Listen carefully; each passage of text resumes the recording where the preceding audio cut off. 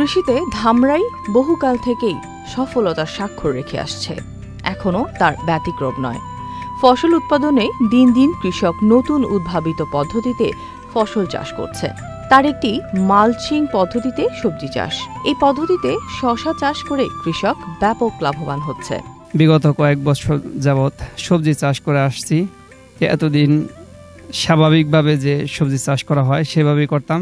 এখন আমি গত 2 বছর যাবৎ আধুনিক পদ্ধতিতে মালচিং পেপার দিয়ে সবজি চাষ করি। ইতিমধ্যে আমি এই মালচিং পদ্ধতিতে সবজি চাষ করে ব্যাপক সাফল্যের মুখ দেখেছি। ভৌগোলিকভাবেই ঢাকা জেলার ধামরাই কৃষির জন্য পুরোপুরি উপযোগী বলে স্বীকৃত। উপজেলা কৃষি অফিসের পরামর্শে কয়েকজন কৃষক মাচায় সবজি চাষ করার পরিবর্তে আধুনিক মালচিং পদ্ধতিতে চাষ করছেন। এলএমই সার্টিফাইড বিশ্বসেরা কপারে তৈরি ওয়ালটন কেবলস, যা আপনার স্থাপনাকে রাখবে সব সময় নিরাপদ। এই পদ্ধতিতে শসা চাষ করে লাভবান হচ্ছেন তারা। আমির হোসেনের সবজি ক্ষেতে মালচিং পদ্ধতি দেখে অনেক কৃষক উদ্বুদ্ধ হয়েছে এ পদ্ধতিতে চাষ করতে। তখন দেখি আমির ভাই যে পজিশন করতেছে, এরকম মাছা করতেছে শসার, তখন দেখতে দেখতে আমার একটা আগ্রহ হয়েছে। আমি এইভাবে আবার ফিরে আমি মাছা করবো, আমি শসা ক্ষেত করবো বা অন্য না বাদে এই পদ্ধতি করবো, এরকম আমার চিন্তা ভাবনা আছে সামনে।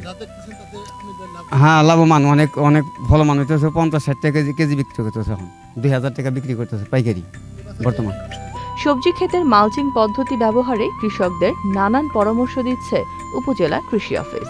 দেশকে খাদ্যে স্বয়ংসম্পূর্ণ রাখতে আধুনিক পদ্ধতির চাষাবাদের কোনো বিকল্প নেই বলে মনে করেন কৃষি সংশ্লিষ্টরা।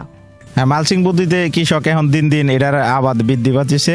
মালচিং পদ্ধতিতে ফসল চাষ করলে আগাছাটা হয় না। প্রাথমিক অবস্থায় খরচটা একটু বেশি হয়, কিন্তু পরবর্তীতে দেখা যায় আগাছা নিড়ানি দিতে যে খরচটা হতো এটা অনেক বেঁচে যায়।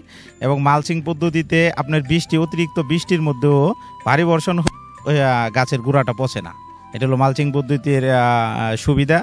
এবং এখন এখানে দেখছেন যে এই প্যাটার্ন পদ্ধতিতে আমাদের এখানে শসা চাষ হয়েছে। এটা অল্প জায়গার মধ্যে অধিক পরিমাণে আমার ফসল আবাদ করা যায় এবং পরিচর্যা করা এবং ঔষধ স্প্রে করা এবং ফল সংগ্রহ করা এটা সহজেই করা যায়।